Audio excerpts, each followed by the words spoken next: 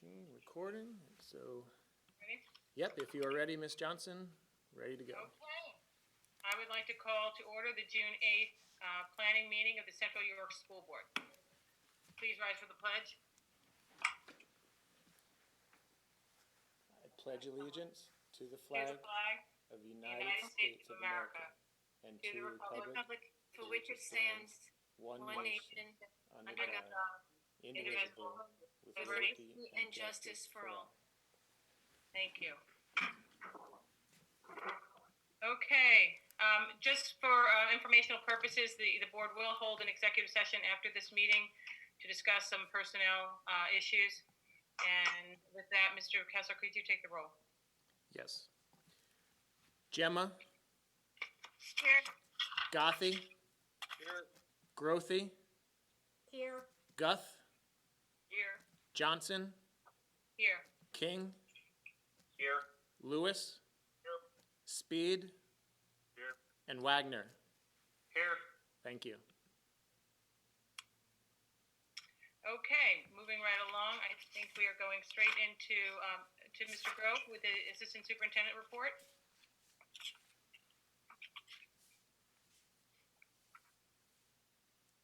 Ms. Johnson, that was Assistant Soup. Is that what I heard Mr. Kessler was? Yes, talking? sir. Apologies. You're Good ready. evening. Good evening, board and community. I have two items to share. The first item is the K-8 Summer ELA Math Enrichment Camps. The school district is offering K-8 Summer ELA Math Enrichment Camps for our learners during the month of July. The focus is to provide learners with teacher-led opportunities to interact with curriculum and classmates in a most enjoyable way. So at this point in time, we have 23 teachers, K-8, who volunteered to conduct those enrichment camps, and 700 students who have elected to participate. So this week, we'll be reaching out to those students to solidify their participation, and it is with great hope that we'll be able to keep learning happening throughout the summer, minimize any regression, and help them with the beginning of a 2021 school year. The second and final item is the annual summer curriculum writing. As we prepare for our virtual summer curriculum writing in the areas English Language Arts, Social Studies, Guidance, and Library, the following has taken place. We've reconfirmed K-12 writers, conducted a virtual question and answer session, as well as reviewed the processes and content found within the Schoology curriculum writing course. During the writing process, curriculum writers will utilize state-approved standards, articulate grade level standards both vertically and horizontally, develop grade level assessments, and finally place within our unit maps. The date, English, Language Arts, and Library is the week of June 15th to the 18th. Social Studies and Guidance, the week of June 22nd to 25th. So we look forward to reconnecting with their teachers. Hopefully they had a chance to breathe and exhale. And we look forward to revisiting a curriculum that is sound, but we have some things to reflect upon, primarily what transpired from March 13th forward. There are a lot of lessons to be learned, good, and some that we can grow from. So we look forward to having that conversation, developing a world-class curriculum. That concludes my report, and I'll be happy to respond to any board questions. Thank you. Does anyone have any questions for Mr. Grove? Okay, moving along, Dr. Snell with the superintendent's report. Thank you very much. Good evening, all. Several things to report on. Number one is grading policy follow-up. I promised to come back with some analytics as a result of the grading policy. So here's what I have. 7 students took a pass-fail for a total of 71 courses. So a couple students took an extra course, if you will. 67 students out of 1,766, which is about 3.8%. So rolling it up to 4%, 96% of our students continued with the percentage grading system, which I think is pretty impressive. There was a question and a follow-up that I want to share with the full board on why in some cases would students elect to take a pass-fail and what might it mean to their GPA. And so what we've said along the way was that whatever your situation is, if you did not receive the grade that you would normally do in a given normal situation in a school year, it would not impact your GPA. And so what that really meant was if you're a student that got 70s, 80s, and all of a sudden you just struggled in math and you could take advantage of that. There were a couple of students who had very high grades. and who in some cases took advantage of it as well. And so, a student who is used to getting 100s and 99s and ended up getting a 92 in one class, could they take advantage of it? They could. And would that 92 be washed? It would be washed. And so ultimately, with the inclusion of the 92, the average would have been pulled down a little bit. When you throw out that 92 and you have 3 remaining grades, the GPA goes up because you have, instead of 4 in the denominator, you're now dividing it by 3 in the denominator. So by and large, there are a number of students, obviously 67 that took advantage of the pass-fail, relatively small percentage.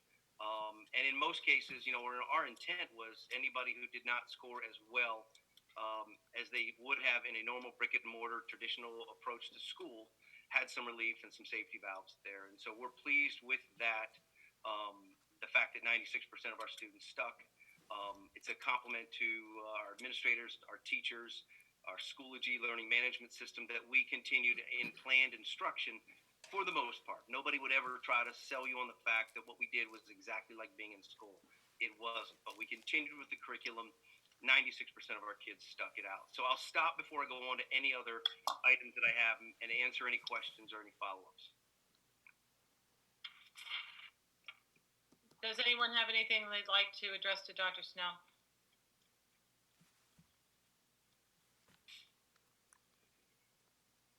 Okay, my second item is the end of the school year. Let me again say to all folks for pulling off 2.5 months, whether you're a teacher, administrator, or for crying out loud, a parent out there who helped out and kicked in to a great degree, let me just say thank you. We're terribly proud of all the efforts from a number of folks. And rather than me sitting here giving you a litany of things we're proud of, I'm going to go through the principals quickly, and I'm going to ask them just to speak up, share 2 or 3 items that they would like to sort of attaboy, attagirls, good jobs at the end of the school year. Mr. Kaufman, are you there? Will you go first, please, sir? I'd love to. Thank you, Dr. Snell. Good afternoon, or I guess evening. Sorry, it's very sunny, so I'm thinking it's the afternoon still. So just 3 things that I really thought were great as we look at the end of the year here and what the teachers and the students were able to do. The first one is the number of students that participated in the online learning aspect. So at the end of the day, when we figured out the total number of kids that actually we never really connected with, we were down under 20 students. And for the overall number of students at the high school, that's just a hair over 1%. So we're really pleased with that.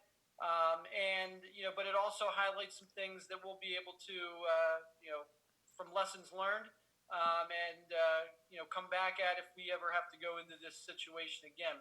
But also, with that, the teachers, many of the teachers commented in terms of the number of students that participated, regularly participated, and the quality of work that was being turned in that they were impressed with. So I think that's great. And as I look through, Dr. Zarnecki and I paged through the entire, every student, every grade that was submitted at the end of the year here.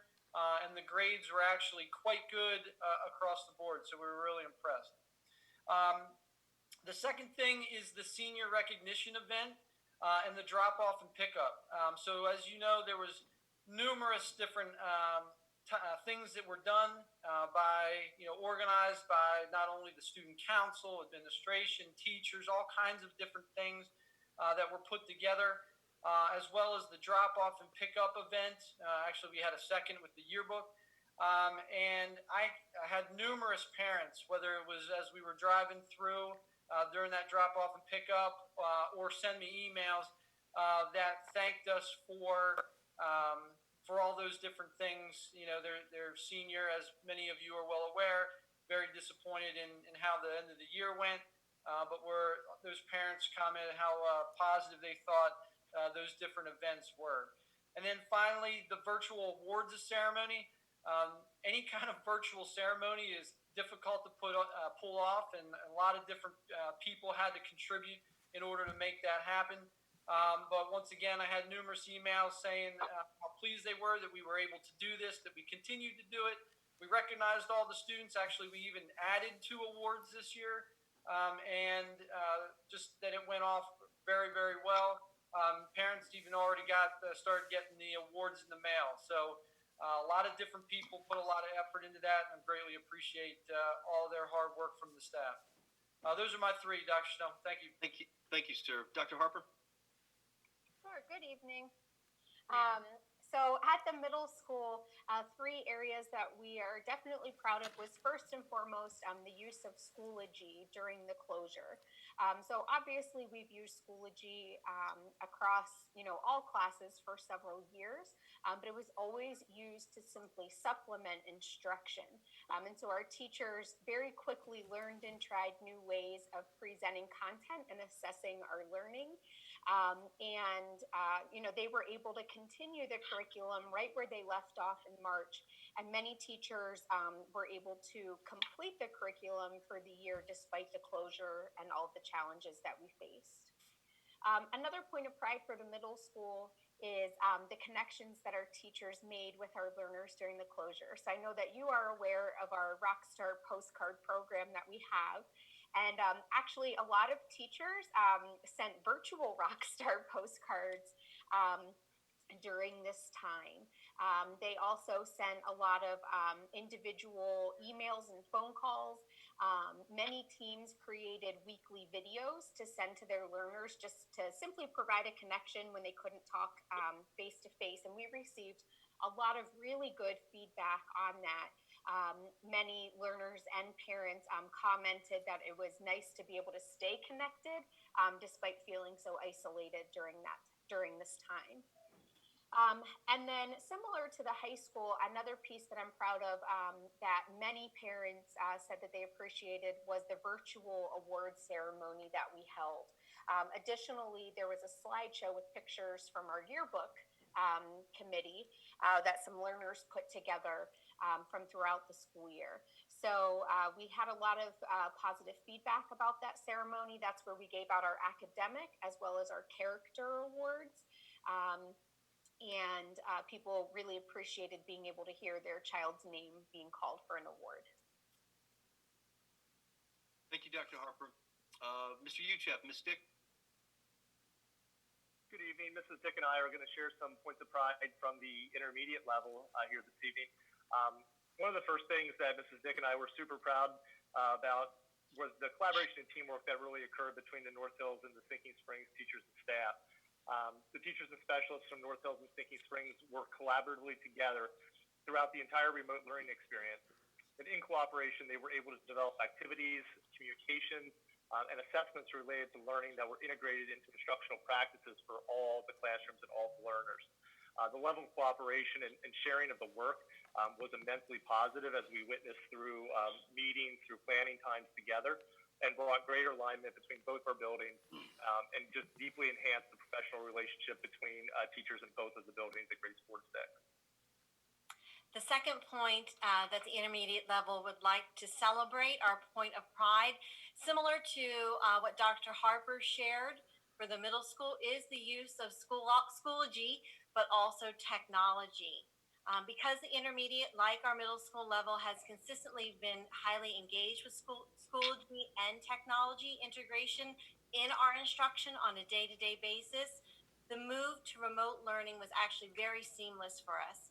Our teachers were able to integrate lessons using screencasts and audio feedback, and they were able to really support the learning process through this remote learning experience. They were actually also able to integrate experiences like virtual field trips, museum trips, STEM activities, things like a goose chase, and they participated in a Rube Goldberg activity that actually could be submitted as part of a national competition. So we're really proud of all those accomplishments. And although we did have a very strong emphasis in the areas of English and language arts and mathematics, we never lost sight of science and social studies content because they were embedded in the work that the children were doing in all the subject areas. And the third point from the intermediate level was the voice and choice that continued for our learners and our staff in the building. Our specialists worked collaboratively to develop weekly choice boards for the children that incorporated music activities, physical education activities, wellness, art, and STEM activities. Each week, our learners were given new choices and challenges to engage with to increase their capacity in the content areas. Many of the children took part in these activities and submitted work and projects to their special teachers that they were able to receive feedback on and support. The opportunities also allowed the children to pursue their passions in those areas. So it really allowed them to really delve into areas of focus for them, whether they were really highly engaged in art or highly engaged in music or physical education activities. In addition to that, our teachers were provided voice and choice in their growth and professional learning through the selection of activities and professional development relevant to what they needed during this remote learning experience. The opportunities were focused around experiences that enhanced remote learning. And moving forward, we believe our teachers are even more equipped than ever to integrate meaningful and purposeful instructional opportunities that utilize technology in their day-to-day instruction. That concludes our intermediate report. Thank you very much. Dr. Miller, Mr. Snare, I believe. Good evening, everyone. Mrs. Snare and I will share our K-3 points of pride. We were so proud of the collective capacity of our teachers, including all of our specialists and itinerants. In a very short time, they built within Schoology an engaging online learning platform in all content areas. The collaboration between our horizontal grade level teams, as well as between all three of our schools, was not something that we had ever experienced at this level. And it was truly remarkable to see the different talents and skill sets emerge. We saw our teacher groups really shine while working collaboratively, which led to increased capacity for our teaching staff. The K-3 principals were truly thrilled with the teaming and the level of consistency. Our second point is revolving around our professional development that was led by our instructional technology coach, Amy Mousson, as well as at least 24 teachers. This high-quality professional development was geared toward building capacity within Schoology, as well as increasing the engagement of online instruction for our learners. All teachers were engaged throughout the 6 weeks in collaborative planning teams to create this online learning experience. On a weekly basis, the additional 2 to 3 technology professional development sessions resulted in an increasingly more rich online experience and overall learning platform. Mrs. Snare. Thank you, Dr. Miller. We're very proud of the engaging high-quality instruction that was provided in the Schoology course. And the work involved the foundational areas of the reading, writing, and math, as well as very engaging lessons for science, social studies, and health. And the school counselor included a counselor corner for the families, and specialized instruction was designed through the gifted enrichment facilitator and the special education teachers.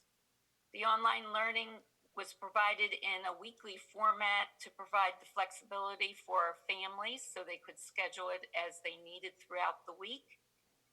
We are extremely proud that the majority of our learners logged into Schoology and that they connected to the online learning in the Schoology format. Thank you. Thank you, everybody. Excellent job. My last, well, I have 2 more things. I apologize. Let me just talk a little bit about the shift to green per the governor's designation starting next week. And so this past week, let me just go backwards first. Last week, the teachers came in over a 3-hour window of period. We made sure there were no more than 15 at any given time, and there were always a couple of extra people in the building to clean out the classrooms. And so this week, the buildings will remain empty, short of some mandatory walkthroughs and some removal of some trash, just honoring an opportunity for anything that might still be alive, germ-wise, to die off. And starting on June 15th, the next Monday, we will begin bringing back essential employees, if you will, maintenance custodians, and start to open up our offices again. We'll be slow and methodical about it, but we will begin the process beginning on June 15th when we go to green. And so that's sort of where we're at that point. I have one statement I want to read, and then I'll be happy to answer any questions. The death of George Floyd and the protests against systemic racism have had a profound impact on our entire country. And I know that it has had a profound impact on the educators, students, families, and community members here in Central York. For our students of color, I cannot sit here and say that I understand how this latest example of systemic racism has impacted you. But I can tell you that we stand with you in wanting better for you. We are a district that values respect, inclusion, equity, and diversity. We want our schools and our district to be places where students of color feel seen, heard, and valued. We want you to feel safe here. We have many educators, staff members, parents, community leaders, and administrators who work together throughout each year as part of our Diversity Education Committee to try to create a school environment free from racial bias and systemic barriers. Yet even our old school district, while being committed to being a place free from hate and racism, still has incidents that we can learn from, and we realize we must do better to make our students of color feel safe and supported. I am grateful to the families and staff and students who have reached out to share their feelings about these issues with me. Please know that our counselors, school social workers, diversity specialists, and administrators are available to speak with any students who would like to talk about this or any other issue. Your concerns matter, and your ideas on how we can be better matter as well. Your safety matters. We will continue to create a safe and respectful community, and we welcome your input on how we can continue to get better. That's all I have. I'll be happy to answer any questions. Does anyone have any questions for Dr. Snell? Yeah, me. How many senior laptops are still outstanding, and what was our plan in general for our iPads and laptops over the summer? iPads and laptops with students short of seniors will remain with them for the summer. Mr. Billett, would you care to assist in that? Yes, sir. Sorry for that delay. I just assumed you were there. Yeah, yes. All the devices are staying home with the students this summer. That was really in part because just the logistics of being able to collect those as we ended the year was problematic. And we also wanted the students to have the devices in the event that we were not able to return to regular instruction for the fall. So that would allow us to spin up instruction very quickly if we were not able to get back into brick and mortar. We have a plan in place for the deployment of the new iPads. We can start to work on those and get those set up this summer before the students arrive. And we have a plan to distribute those on the first day that the students return to us in the building. We are down to less than, I believe, 15 laptops from seniors, and we have an opportunity to collect those. So we will get those back. And I have to say, I was really proud of our senior class when they came through for the return of those. All the devices were in outstanding shape. They really took care of them. And so we were very pleased with the collection of those devices and return of them. I'm very glad to hear that. Thank you. Okay. Anyone else? Any comments? Any questions? Okay, moving along. Wait, I Yep. have my hand up. I thought you could see me. No, I can't see. I can't see. Oh, okay, sorry. I have 3 questions. The first question is behind the wheel driving program. Will that, because we're turning green this Friday, will that change that we can start that? Yeah, excellent question. And I'll answer it and then I'll come back to it underneath the safe and healthy school plan. The bottom line is students may not come back onto campus until we've developed that plan and the board has approved it. So behind the wheel, any sort of athletic, any sort of over the summer event cannot take place until we've completed that plan, submitted it, and have your approval as the board. So not until that point. So when are we planning on having that presented to the board? I would expect next week we could have something roughed out. It's a difficult timeline. We just received it. It's going to be difficult. We're going to work hard on it this week. What I would suggest, and I would mention, and we can come back to it again, is we have a July 20th meeting scheduled. Whether we wanted to discuss that date of maybe moving it up a week, that's the third Monday. We could maybe go to the second Monday. That's a board decision. But as it stands now, it's going to be a tall order to have it all set in stone and ready for your approval in 1 week. We're going to work it out, see where we're at, probably June. Okay, so I guess, what about the summer lunch program? Are we going to be doing the pickups, or are they actually going to be able to sit and eat, or does that have to do with the same programming? Is Miss Ansel there? It's No, Monday, Wednesdays. It is a pickup. Who else in a building can help me? Anybody? I will get that answer for you for sure. Okay. But it is Monday and Wednesdays. I'm pretty sure of that. And I believe it's a pickup fashion as well. There's not any sort of come inside, sit. Again, it's the issue of the schools are closed to the end of the year. I'm pretty sure, but I'll come back and make sure I'm somewhat. Dr. Snell, Monday, Wednesday is correct and pickup is correct. Oh, thank you, Barb Snare. Yes. And I believe that was the plan for the summer. I think Miss Ansel said that was the plan for the summer. Okay. And then Can you repeat that for me, because it was cutting in and out and I didn't hear that. Monday and Wednesday are pickup days, and that's it? Correct. And then one last question, and I guess this will also be contingent until we have a safety plan, but is it possible that we could allow students that from 11th grade and under could pick up their yearbook in the office? So again, contingent upon the plan, and then we can talk about that process going forward after that's done. Yes, ma'am. Okay, great. Thank you. Absolutely. One quick question. Do we have to get our plan approved by the state after the board approves it? No, ma'am. It'll be similar to the continuity of education. The state has said clearly we are to fill the plan out, and again, I'll talk about it in a second, but have your approval, and then it's a simple submission to the state. There will be no oversight. There will be no approval forthcoming. It's a requirement of the local boards to approve and implement. Thank you. You're welcome. Dr. Snell or Mr. Kessler, as a follow-up to previous question from Jody with the summer lunch program, I know at least this year those are federal dollars that are being utilized for that program, but do we anticipate either a reduction in the dollars being spent or even an increase with there being a pickup, or really unable to tell at this point in time? It's still the same. It should still be the same. It takes the same amount of time for the couple of cooks that are paid, along with the hundreds of volunteers that we're grateful to have, to prepare everything. And then we have the same window from 12 to 1, and the principals that are on at their building can correct me if I'm wrong, but they still have that same 1 hour where they used to be able to stay and eat it for an hour. Now we have the same open window to pick that up, and then till we clean up and close up. So it's still the same length of time. The expenses should be exactly the same. It's the same amount of food being prepared, and then the federal reimbursement is still covering that for this year, sir. Great, thank you.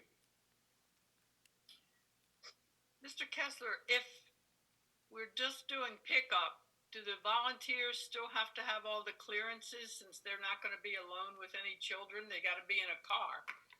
Yes, they do, and Miss Billman and Miss Ansel have already taken care of that. All our volunteers are already, good for this summer, yes.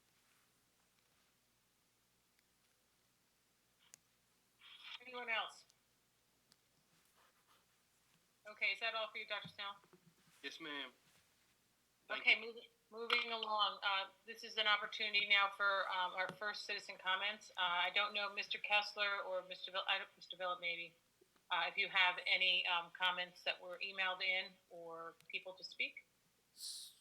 Yeah, so there was nothing emailed in, and from all the signups, again, apologize for the technical difficulties, the link that went back out.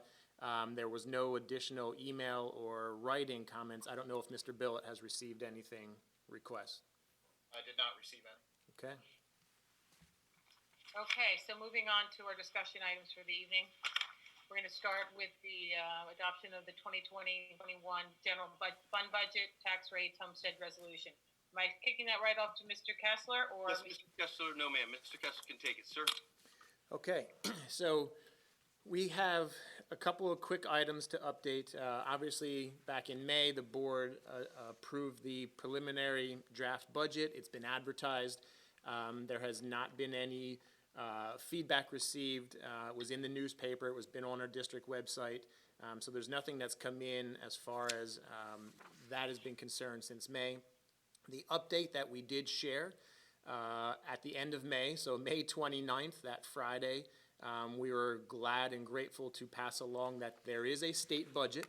And while in total for the state, it's a 5-month budget, for education, we were blessed that they did support and include and approve 12 months worth of funding. So when I open the budget document here and on our page 3, where we see 25% of our budget comes from state funding, we were very pleased to know that the state has secured and supports education for all of next school year. So for the 2021 school year, that line item for all of the education funding will be in place. It was all at this year's current level, 1920 year, which is what we had anticipated in our budget.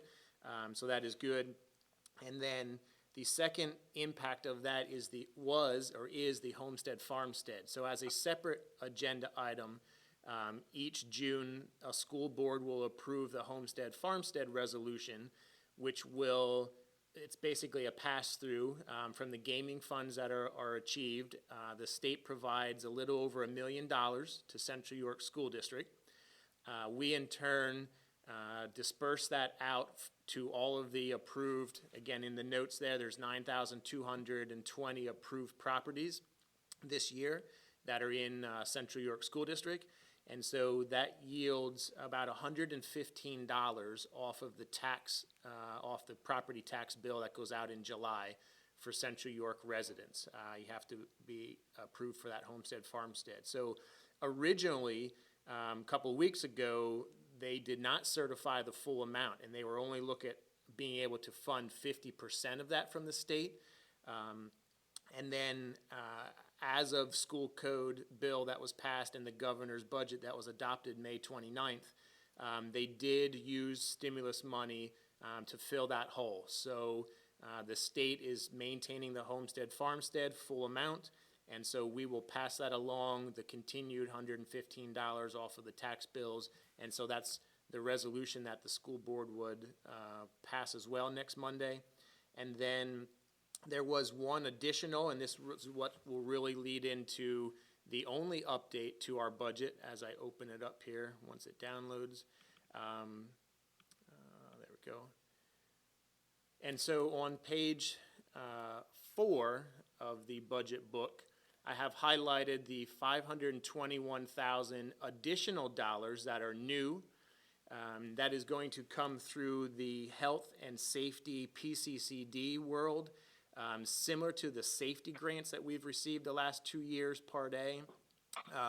This will have different available uses, and so our amount is $521,000 to help maintain education and to come back online, to come back to brick and mortar, what supplies we might have needed or we're going to need to come up with out of our own, again, funding.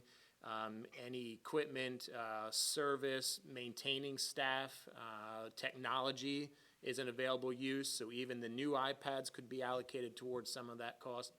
So that's above and beyond the original $500,000 that's still listed here, $535,000.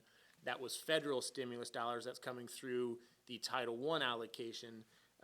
That will be able to be used, that Mr. Billett and I are finishing the E-grant approval for as well. So there was an additional $500,000 that came from the state budget. Again, both of those are one-time dollars, but they will help where we were obviously expecting decreases in both the local revenue or just additional expenses. So on page 3, the summary page, that is again, the only update from last month was now we're down to $259,000 deficit, where we were at about $700,000 last month. And so that is what we would, short of any other changes this week, if there's any additional personnel or anything else that might come in, this is a draft of what we would entertain next week, having the school board approve setting the tax rate, which is no increase, so that's the 20.33 mils.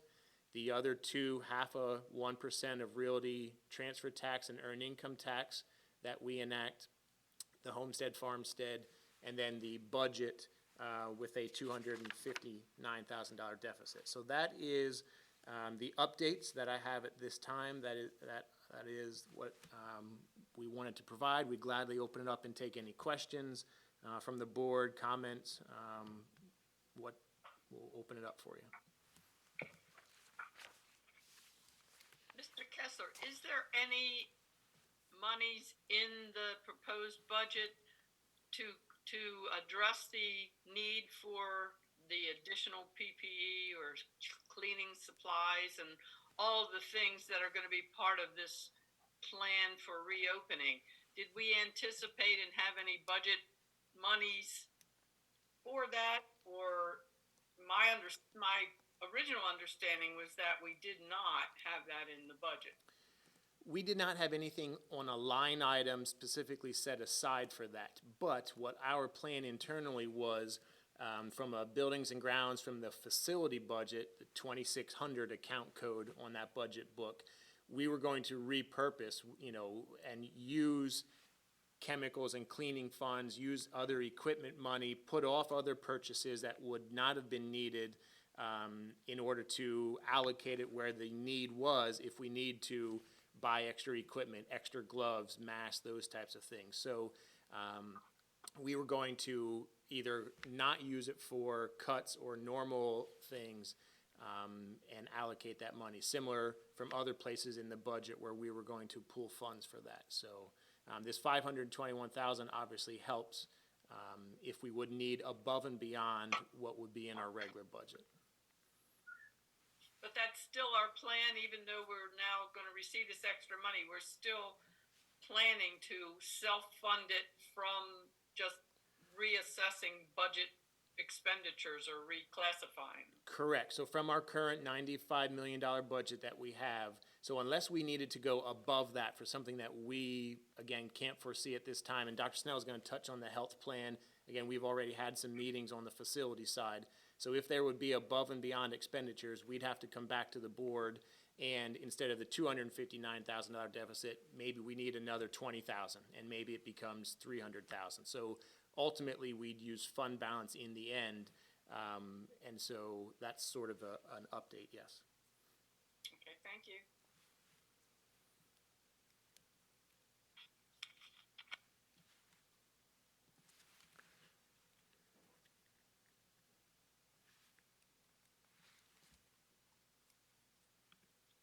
Johnson, you're muted if you are. Sorry. Okay. I guess any more questions? I can't see everybody, so I need you to speak up. And if not, we will be visiting that next week in our action meeting and moving on to 6.02, PDE's health and safety plan. Let me just give you a brief overview. We've attached the 13-page guidance document, I think, in board docs. The basic tenets around the health and safety plan, first and foremost, require a pandemic coordinator and a team. And then it gets into key strategies, policies, and procedures around these following topics: cleaning, sanitizing, disinfecting, and ventilation, social distancing and other safety protocols, monitoring student and staff health, other considerations for students and staff, and then professional development and communications around all of those items. So those are the basic tenets. I do believe in another week or so, PDE will issue additional guidance around teaching and learning. So this is the health and safety plan. There will be a teaching and learning plan. Again, I assume it'll be very similar. There'll be some guidance released, a template to fill out, the board would approve it, and you would submit it to PDE. And so I will serve in the role as pandemic coordinator, and there will be a team around all of us to move forward. And I'd ask each one of them just briefly to mention sort of the areas of focus. Mr. Grove leads the learning committee. Sir, just a brief update. Absolutely. Thank you, Dr. Snell. Learning committee meets for the second meeting tomorrow. The committee consists of teachers, parents, board members, leadership. So Ms. Guth and Ms. Grothy are serving on that board. We say thank you. We have two subcommittees. One is scheduling and one is academics. The scheduling, there's 3-4 goals, but the one that we're looking for is really breaking down the hybrid and understanding that and being able to spin if we need to turn from a brick and mortar to the hybrid or possibly online. And then the second committee is that of academics. And the focus there is identifying the essential curriculum. What are those prerequisite standards and making sure that we are all crystal clear on what kids should learn and how best to learn them. And then the last part of that academics piece are the vulnerable students. So we have homeless, we have foster care, we have special education. So the committee consists of a wonderful compilation of the community and some leads out there, even in the special education arena, that will make us simply better. So thank you, Dr. Snell, for the opportunity to share Learning Committee. Thank you. Mr. Billett heads up the School Operations Committee, sir. Thank you. So our School Operations Committee is meeting on June 16th at 10:30. We have, again, as Mr. Grove indicated, we have board members. Mr. King and Mr. Wagner are tentatively scheduled to join our committee. Parents, teachers, and administrators. We have really 5 broad areas of focus under school operations. One is transportation, from the scheduling and routing options that we may need to deploy in the event that we have some sort of a hybrid return to brick and mortar. What does social distancing look like on our buses, as well as cleaning and sanitizing, working closely with Reliance on that. We will have representatives from Reliance, by the way, on our committee as well. Second broad area is technology. How do we ensure that the technology continues to support the learning initiatives that the Learning Committee will be working on, as well as the flexibility of technology when we return in the event that we have some sort of a break in instruction. The third area is that of event planning. Event planning can be around co-curriculars and sports, to music concerts, plays. We're looking at field trips, and then some of those big events, especially in the fall of the year, that come upon us very quickly, from open house and back to school nights, to parent-teacher conferences, and then starting to look ahead to the winter seasons, preparing for that possible second wave. The fourth area is that of safety. Again, related to events, we're going to look at event security. How do we manage and handle the social distancing requirements that may be in place for some of those events that I already mentioned, as well as taking a look at traffic flow on our campuses, really outside of the high school, looking at the elementaries and middle schools for what we believe will be an increase in number of parents possibly driving their children to school. How do we handle that traffic flow in a safe way and manage that? And then the final area of focus for us will be on our cyber school options. From what we currently offer to other offerings that the county is putting together through the IU, and just looking to possibly repurpose, revamp that, and remarket our cyber offerings. Thank you, Dr. Smith. Thank you, sir. Leading the Facilities Committee is Mr. Kessler, sir. Thank you. So obviously the main procedures for cleaning, sanitizing, disinfecting, ventilation, all of our buildings being the big item, protocols that will include the space and capacity of classrooms for social distancing. Can we fit how many desks spaced out as needed? Other expectations as far as signage and what might be needed in the buildings. We have several administrators, several teachers, and a couple support staff on the committee. We've met twice so far. Again, our big 3 main areas: the cleaning services, what's needed, when it's needed, day versus night, and how much. Will the buildings, the capacity of the buildings, the infrastructure of the buildings, what does that look like? And then the supplies. So to the earlier question, what supplies, PPE, other equipment, additional, trash cans, other things that might just be needed based on where lunches and other things might play out. So those are our 3 big items, and we're looking forward to being a part of the plan. Thank you, sir. Under communications, Ms. Romick facilitates and leads that group. She's not with us this evening. She's really looking at the internal needs for communication and the external needs. Certainly building up to the welcome back, whatever that might sound like and look like. But ultimately, this group will communicate the various items from all of the other groups. And so we've had a conversation briefly. When you have an item that at some point in the summer is going to need to be communicated, make a note of that, make sure it gets to the communications committee. So Ms. Romick is providing leadership around communications. And I believe her cadence throughout the summer will be weekly updates to community, faculty, staff, the board, throughout the summer as this plan continues to change and evolve. Next committee is wellness. Leading that is Ms. Billman. Ma'am?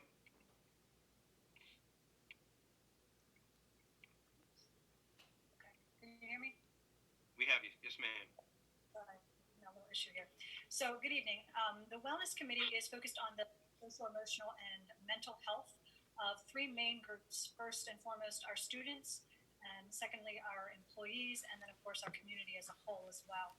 So, we're going to be looking at things such as resources that are available, ways to quickly assess the needs of our students and staff, and how we can get them the services that they need as we look to transition back to school in whatever format that happens to be come fall. We're also looking at different things in terms of professional development for all three of those groups as well. So again, the underlying piece is how can we help those three groups, the students, the employees, and the community, make the transition back to school in whatever form it becomes successfully from a socio-emotional and mental well-being. Thank you, ma'am. Finally, the last committee is Health and Food Service. Both Ms. Ansel and Ms. Dick facilitate and lead that quite well. I'll turn it over to Ms. Dick at this point. Good evening, everyone. The Health and Food Service Return to School Committee is made up of all of our school nurses, as well as representatives from our cafeteria staff, Ms. Emily Stump, and Mrs. Ansel and myself. We are working hard right now in three different areas. Our first area is researching and curating the information that's related to student and staff health concerns, and how we're going to understand what those health concerns are and respond to them. So we're right now in the process of researching and curating all that information. We're looking additionally at what are our health protocols and logistics for when we are in the school environment. How do we respond to staff or students who are unwell? And also, when we're looking at the food service area, we're additionally looking to address protocols and logistics for our cafeteria service. As you can imagine, we're making plans in conjunction with many of the other committees so that going forward, we really have a cohesive communication, because a lot of the things that the Health and Food Service Committee is planning, we are doing so in partnership with the other return to school committees. Thank you, ma'am. Lastly, I will say that I serve on the LIU, York Adams and Franklin County Superintendent Groups. There's a subset reopening committee, and we are engaging across all three counties to put together work-alike groups, business managers, HRs, communication specialists across the district to help gather information and make heavy work a little bit lighter with the best of the group. So there is also, I give credit to the IU, Dr. West, the new executive director, is playing a pivotal leadership role in bringing all folks together to the table. So not only is the county superintendents certainly communicate and coordinate, but across the LIU, it's been a very beneficial collaborative experience as well. So that's a rough outline of the plan. And again, this is the health and safety plan. I'll be happy to answer any questions at this time about what we're thinking, what it might sound like or look like, or refer a question to one of my colleagues who could help out. I just have one question. Is there some kind of a schedule when these committees are supposed to have their work finished so that it can be looked at together? Because obviously there's a lot of coordination. Sure. So is there a master plan as to when the committee should complete their preliminary work or whatever stage? Sure. We are just at the beginning of it. Some committees may have met once or twice, and some are just now starting to get up and running. And my projection would be these committees run throughout the summer. And so no differently than a couple of weeks ago, green meant something. Now green is further clarified. And so I think there's a piece of where, with all speed in the next couple of weeks, we'd like to finish the health and safety plan. I still think they will continue to meet throughout the summer, whether there are additional changes, whether we, leave all colors, which is, wide open, or whether we regress and we go backwards. These folks would continue to meet. So immediately it's about putting together the health and safety plan. In another week, it'll be about the teaching and learning plan. So there is a cadence of conversation every couple of weeks that we'll have and the cabinet will sort of facilitate it and bring it through to fruition. Again, I think the deadlines would be board meetings so that we can get documents to you in plenty of time for your review and your approval. It's a sort of a throughout the summer approach that we're taking. Thank you. Anyone else? Let's say that's a no. Okay, moving ahead to the cafeteria operating items. Is that Yes. Mr. Kessler? Yep, we have a number of items, and we'll continue to move as quickly as anybody wants. We'd be more than happy to answer any questions, but a number of them are annual approvals.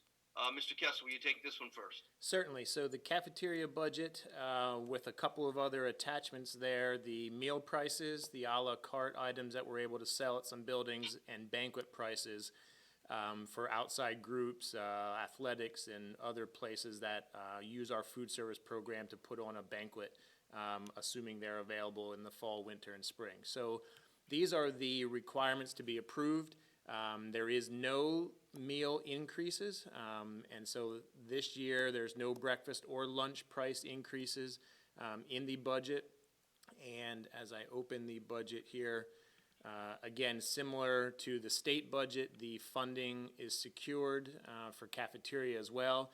And then the note that our cafeteria is separate from our general fund. So we take the general fund and everything else involved with that, and then our cafeteria budget operates on its own. And so the revenue is enough to cover the expenses. And again, we've had some recent balanced years. Additional information posted for the board members were some additional documents, a fund balance history. We are fortunate to have a good, healthy fund balance, as well as posted a 5-year equipment projection. We do build in some money as far as equipment, and we only replace what we need to, but that's the projection of what might come the next couple of years as far as some of the pieces of equipment that might be needed. History of the meal prices was in there, so there was a lot of extra information. We also operate the York Learning Center, so we provide the staff and the service there. It's almost like we're outsourced. The IU pays us back for that difference, so that's a break even for us as well. And so that's as part of this budget as well. So we'd be happy to answer any questions that we might have for cafeteria budget, and we'd look for your approval on the 4 items next Monday. Does anyone have any questions for Mr. Kessler? Just noticed on the menu for, it had a salad bar. I'm assuming we just have a plated salad instead of a salad bar until we are past this. Yes, so that's that's one of the things Miss Dick and Miss Ansel's committee's going through, no open salad bars in some other areas. So this would set the rates if we should be able to start serving them at any time during next year. Yes, sir. Thank you. Anyone else? Ed, did you have another question? No. Okay. No, I did. that was it. I said thank you. Okay. I have a question about the new equipment for the cafeteria. I did notice there were some items listed in the executive content, but then when I look back at the cafeteria budget, I didn't see that those numbers added up to the 55.7 that I. Correct. So we have listed in the cafeteria budget, I believe it's 35,000 for equipment. Actually, that's equipment repair. We have 30,000 for new equipment. So we only plan we hope to get another year or two out of 1 or 2 of the bigger pieces of equipment. That's just putting it on our horizon as far as laid out when the life expectancy. So we still service them. We'll need to do a couple of the cash registers or terminals that were on there, some of the smaller items. And so we don't expect to need to purchase all of that equipment that was on next year's list. And so we would hope that we could continue to push them off a year at a time. And worst case scenario, something would die completely. We have the fund balance that is, again, a very healthy fund balance that we would come back with if we needed a couple extra dollars during the year. But so that sort of answers that. So you're talking about not the cafeteria fund balance? Yeah, the cafeteria fund balance is 800,000. fund balance as well. So if we needed 10 or 20,000 for a piece of equipment that would die, we could use the cafeteria fund balance. And again, not general fund, not even capital reserve. This sort of self-sustains itself in just the food service world. Right, but for what we're approving next week, the cafeteria budget, where was it, because I can't click on my computer now because you have the screen. Sure. The one that showed the additional equipment. Didn't it show it at, not that, there's another, maybe Right. it was executive. Okay. Yeah, there was- I just was concerned because I thought it was for next year and it was. That's more informational, so we don't plan to need to purchase all of those. That was the items that hit either the 10-year or 15-year life expectancy. As long as it keeps operating, we're gonna keep using it and won't replace it until it's actually dead or end of life. So it's a little different than our capital reserve, where we're bringing you the roof projects or other things that we need to do. Okay, and if there aren't any other questions, district liability insurance package renewal, that's coming up 6:04. Mr. Kessler? Correct. So attached, and it was a level proposal. So you can see we included the 20 or 30, 19-page, 20-page document of all of the coverages. If you go all the way down to the last page, as I scroll through on the screen here very quickly, again, all the coverages are in there. The last page is a level, $60. I mean, it's basically a level renewal for all of the premiums for next year. Some were up, some were down a little bit, depending on our level of coverage. So that would be our recommendation for next year. Again, Weber Agency does a great job shopping it around with different underwriters, and that amount is in our budget. Be happy to answer any questions. And I did make a note there, Ms. Johnson, just for the board, that we did get a small refund this year from the auto, from not having to use all of our vehicles March through June as much. So. Okay. Any questions? Moving along. The next one is similar. It's the 6.05 is the student co-curricular insurance package. Again, we provide as part of our athletic budget, although it covers band, music, all co-curriculars. Again, the athletic budget is part of the general fund budget. And so we have student insurance for all of the interscholastic and co-curricular events and activities. That would be maintained again for another year. The student voluntary insurance, we do have some families that purchase that on their own at a very small fee for either school time or 24/7 coverage. That is voluntary. Those rates haven't changed either for several years. So we would look to continue offering these as part of the budget, and we'd be happy to answer any questions if needed. Any questions? I have one question. How many students participate in the 24-hour? How many parents just pay the coverage for their students? We average about 50 families a year that will buy it. So not a significant number, but 50 that are purchasing it on their own. And then they have a contract that is direct through the provider. So we're not the middleman anymore at that point. They have a written insurance policy, just like we go out and buy with State Farm or anybody else. So that's how it works. And so we do have participation.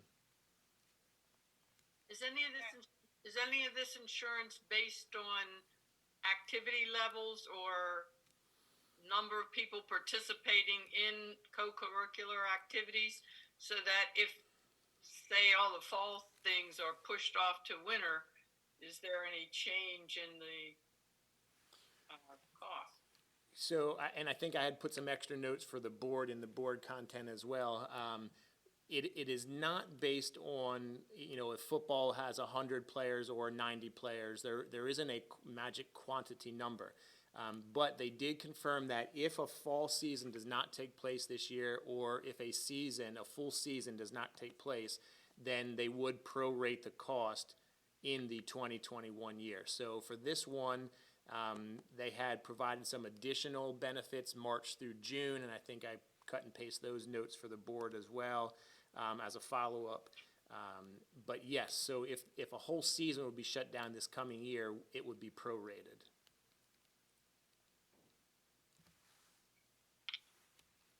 Thank you. If there's no other questions, moving on to approval of staff salary, 606. So yes, we are finishing based on contracts. Again, professional staff have a contract for next year, support staff has a contract through next year. And then as we complete all the other evaluations for confidential administrative staff. So we will bring 4 lists as part of the agenda. They'll be attached Friday. You'll have them, and then next Monday, the board will approve the annual approval of setting all of the salaries for next year. Any comments? So you're saying we're going to see that information beforehand, and I am Yes. assuming that what you're providing is going to basically be just number crunching, that we really don't have any, I mean, because this is our discussion meeting, we have nothing to, we can't discuss it, but if we needed to, we could, but next week. Yeah, correct. Yes and no. I mean, the professional and support staff contracts set those salaries for the majority, 700 of our 800 employees. And these are all in the budget, so this was based on the budget that will hopefully be approved. The salary increases are in that budget that will set these, yes.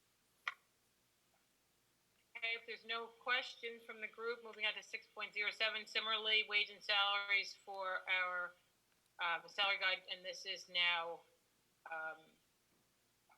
I can't pull up the attachment. So I'll gladly open it for you, Ms. Johnson, here, so everybody can see. So this is for that group of confidential or miscellaneous employees that are not covered by either teacher contract, support staff contract, or the Act 93 agreement. And so this is a lot of the staff that are in the Educational Service Center that are not part of any of the other contracts, as well as it sets lifeguard rates, substitute rates, some other things that are also, again, not part of any other contract. So this document is updated each year, and we would, again, have that for approval next Monday. Be happy to answer any questions. Ms. Billman works with me to help me complete that each year. Okay, game management compensation, 6.08. That's again, Mr. Kessler, is that under you or Mr.? It's the Mr. Kessler night. So I'm happy to help. Again, I work with Marty Trimmer for the athletic budget. This is the game management. There's no increase. So these are the same proposed rates for, again, ticket takers, scoreboard operators that we've had for the last 2 years, I believe. There's been a couple years that their rate hasn't increased. He uses this when he builds in his cost of expenses, as well as, transportation, travel, and everything else.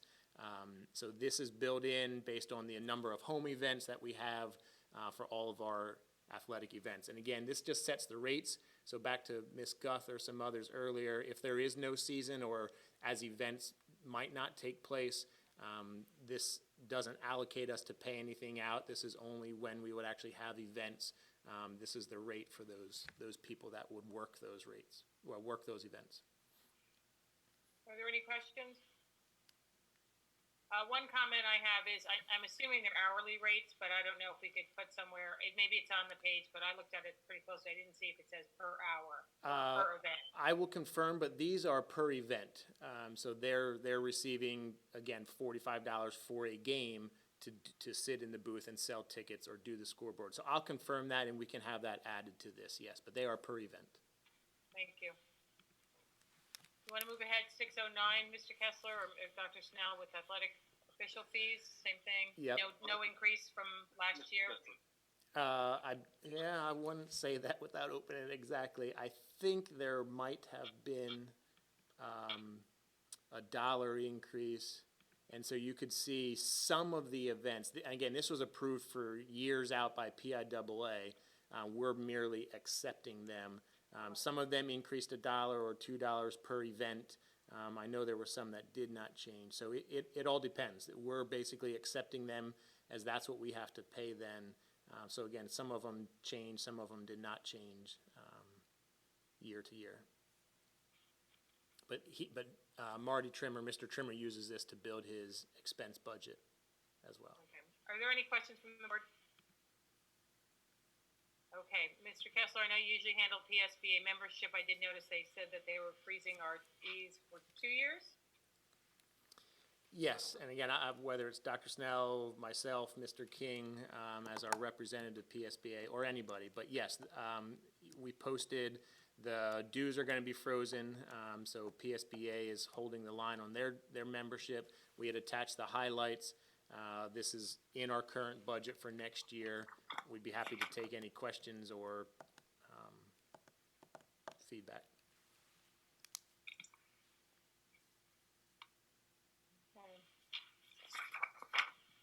Okay, and I know we have this station every year, but for some of our newer board members, the PSBA, their annual dues, we do feel that we have a good return on our investment with regards to that. Do we not? I would agree with that, absolutely.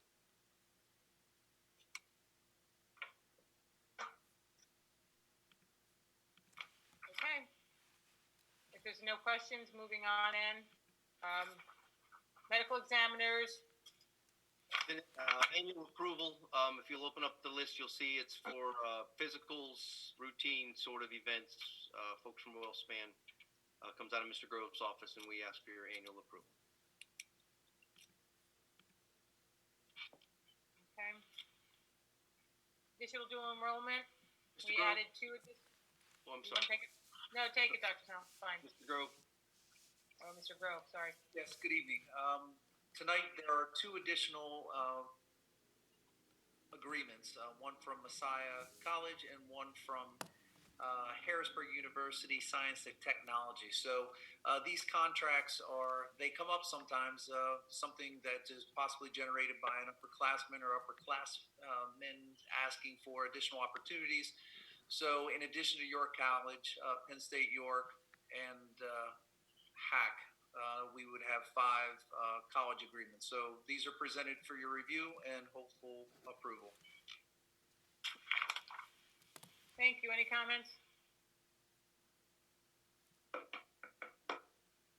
Okay. Next 2 items, 613 and 614, are both annual approvals that the board will vote on next week. If there's any discussion, or if Dr. Snell, if you have any changes or comments to add. No, ma'am. Be happy to answer any questions anybody would have. I have one. Mr. Chairman. Hello? Yes. Okay. Since we really don't know going into the school year how it's going to really look, can we say that we could have some flexible time? I mean, for instance, if we put in some kind of screening that we have where the kids are going in, where they're going to get their temperatures checked and their ID checked or something like that before they actually go in the building or on the bus or something to that effect, that it would actually take more time. So this is a standard time that we have that we've been doing forever and ever, but we might have more time than we might have for entry into the building if we do screening. So how would we adjust that? That's a question. That's a good question. So ultimately, this again sets a normal kind of a year. If anything is going to be normal again. So if we open up and everything's normal, great. Those are our parameters. What we would do is a couple of things. Number one, we're going to need some additional guidance, either from the Secretary of Education or legislatively, on what constitutes a day or what constitutes 180 days. And so there's some language, because if you start to cascade, stagger arrival times, dismissal times, all of that will need to be taken into consideration. So just for everyone's edification, this sets the beginning of child accounting, which counts every day, average daily membership. A student's in a seat for a day, that's a 1. What's a 1 in a cyber school? What's a 1 for the last 2.5 months of school, right? Kids are logging in. So there's this whole attendance feature that will have to be clarified as we go forward. To your specific question, Mr. Policy 804 or 805. One is the school calendar, one is the school day. It would, I believe, need to be reviewed, and whether or not we either make some edits to that policy, suspend the policy, because to your point, what is a day, what does it really look like at the end. So I think there'll be some ability to edit that as we go forward and see what the heck happens. So there is some legislative relief possibly on the school year, the school, some insight into what the school day means. Ultimately, there's some policy that we can look at, either 804, 5, or 6. Don't quote me on one of those, around the school day that I believe we could provide relief in helping to define and get credit for a school day, whatever that might look like. Does that help? Michael, So basically, go ahead, Ed, I'm sorry. I was just saying, basically, if I sum all that up, it's modifiable through the program we eventually approve. Absolutely. And again, whether we would have to come back and the school, what a school day really is. Right. If we needed to approve that or edit it, we could. I think PDE would be receptive to all of us figuring out it in flight. Okay, thank you. Excuse me, Dr. Snell, wouldn't one of the reopening committees be on that anyway? Absolutely. Yeah. It all matters. And so, I mean, if you stagger and come in 30 minutes early but leave, or 30 minutes late but leave 30 minutes early, it could come out of the wash. But yes, absolutely. School operations, somebody will take a look at coming and going, and what, the learning committee is looking at schedules, AB schedules, half day, whole day, week abouts, all of that. So yes, there'll be a number of committees that will have their hands in what it eventually looks like. Okay. Michael, I don't remember, but is the length of school day actually in the professional contract? It is not. So you have much ability to extend that as required? Would you repeat that? I'm sorry. I said, so you have, as the superintendent, the legal flexibility to extend that? I mean, I think the work day, Mr. Kessler, would you, help me if I misspoke there. I think there is the ability to set the teacher day here. I will want to double check, but I think we would have that ability to, and this is what we've always done. So there's a little bit of past practice in that. Mr. Kessler, am I off base there, or can you? I'd have to look. I'll have to look to confirm too. Yep. Let me triple check from you, Mr. Lewis, on your question, just so that I'm positive. Since there are so many variables and uncertainties, is there something about this that is causing us to have to do it now before we have information? Or, I mean, is this just typically when we do it? It's typically when we do it, and I would suggest it sets the broad parameters of what a teacher day would be and what a student day would be. And then from there, any number of things could happen, I believe. Is this different from past years? No, ma'am. No, the only difference would be the actual dates down below regarding the early dismissal dates. That's the only difference. And if you remember, we visited this earlier in the year, which seems like 10 years ago now, with the start of the school day. And we had that conversation around what does that look like. So it's similar.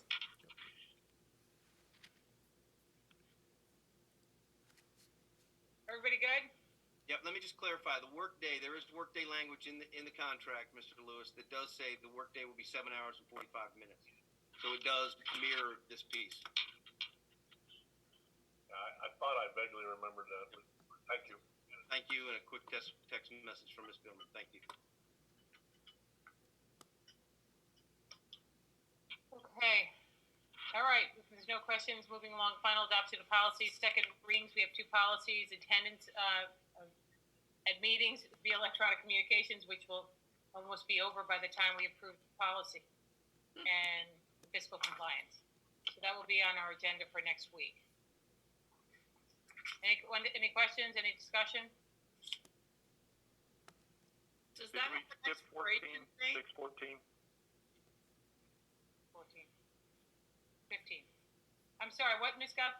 Does policy 6 that allows us to do this online have an expiration date built into it? Because I think we've gotten a lot of feedback from the community that many people would prefer to have that option to attend meetings without having to physically go. So I'm just questioning, is that policy limited to circumstance or not? I don't know. Is Bobby still there? Can you answer? I don't have the policy. I know it's on the screen there, so you can probably pull it up. Yep. Yeah, I'm still here. Let me turn my video back on. There we go. So the policy, the way it stands now, the addition allows for us to be able to do the electronic meetings in cases of emergencies and undue circumstances like we're experiencing right now. It doesn't necessarily address doing it on a regular basis. So if that's something we wanted to be doing, we'd have to probably modify the language a little bit moving forward to make it part of a normal. And actually, I think there's another policy as well that we have to make an adjustment in. As this was going to be a part of the normal way we did business with meetings. Yeah, I mean, I don't have an opinion on it, but I do know that there has been some feedback that people like having that option. So maybe it's worth discussing. I agree with you, Vicki. I would like to entertain that thought too. I think we need to get ourselves, while we're able to conduct business via Zoom right now, having smaller meetings in public, hopefully coming soon once, we're green. One of the things we've talked about as a board is having public feedback and having the public present. And I know that we record our meetings right now, but do people go back and listen to them? So I agree with you 100%. And when we can find ourselves back to a little bit of something that looks a little normal, I think as a board we should discuss that. Jane? Yes. Yes, I agree. I have received positive feedback on several community members that typically would not attend a board meeting in person, and they think that it is a good idea. And also, it's nice to receive the information fresh when it's being presented versus waiting for the board minutes to be approved and then having access to the recording. So I think that's a great idea. And also, I know other school districts that are doing the live sessions as well. Thank you. Anyone else? Okay. All right, that'll be up on June 15th. Coming up, okay, next agenda review. So our regular meeting agenda for next week, we'll be approving most of the discussion items we have here tonight, the personnel items. Anything else, Dr. Snell, that I'm missing? Personnel, I think that's it. I think you have it. Okay, so moving right along. This is our second opportunity for citizen comments. I don't know if anyone has piped in since we started. If they have, can you just give me a heads up, Mr. Kessler, Mr. Willett? No, ma'am, I don't have it. Nope. Jane? Yes. Did we skip solicitor? Yeah, we did. Well, I said we were going to take the next two items. They're regularly approved items. So if you have any comments, then please share. But I did mention it. I said length of school day and the appointment of the solicitor are approved this time every year. Thank you. Anything?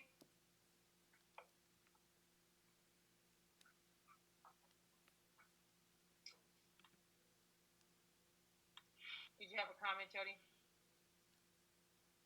No, I just wanted to make sure that we didn't skip it. I didn't hear you. Sorry about that. No, that's okay. That's okay. I was just moving along with some of these regularly approved items. So if anyone has any comments about the solicitor or how we do that, I did not want to disregard. Okay. All right. Now we're at a point of the meeting where if we have any board comment, we can take that now.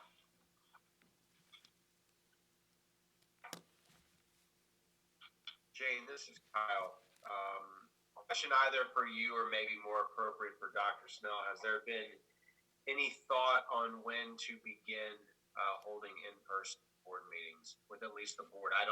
Not to take away from previous comments, I think it would be great if we can continue in some form or fashion to stream this live for members of the public who can't or do not want to come out and physically attend, but as far as the elected board members and members of the administration.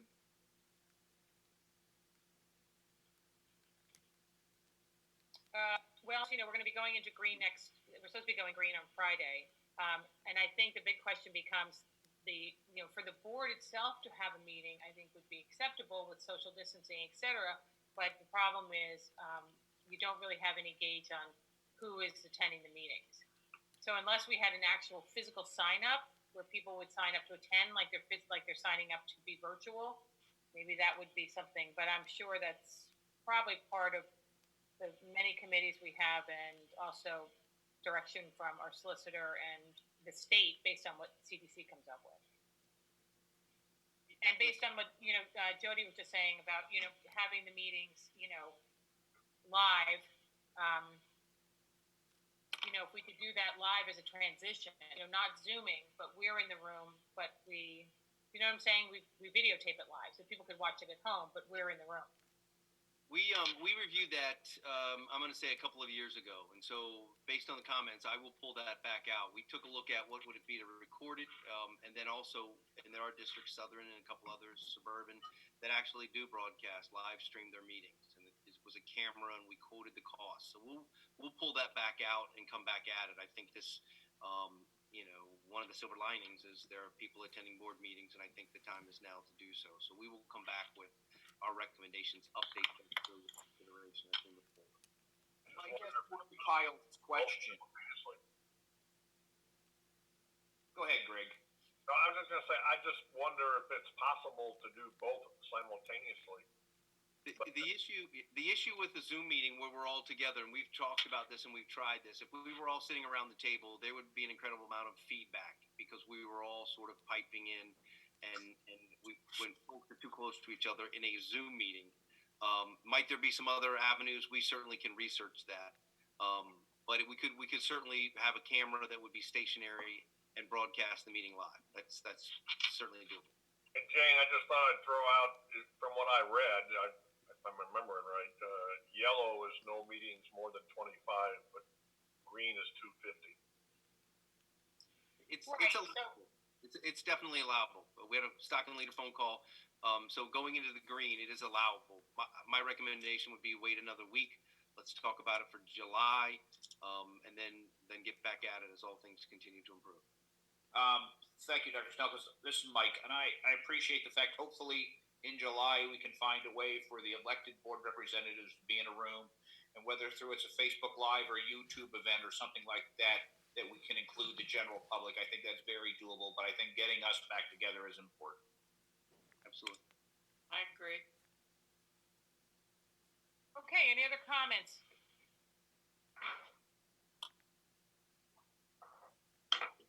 Okay, well, at this point, I guess if there's no other comments, I think we are adjourned. We do have an executive session in just a few minutes. Quickly, we should go back to the What do you link. say, Mike?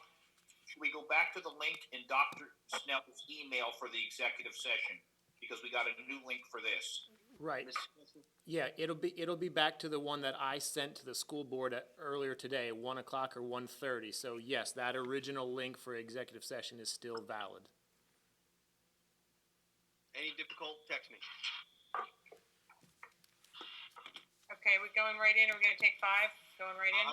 I'd like 5. Okay. See you in 5.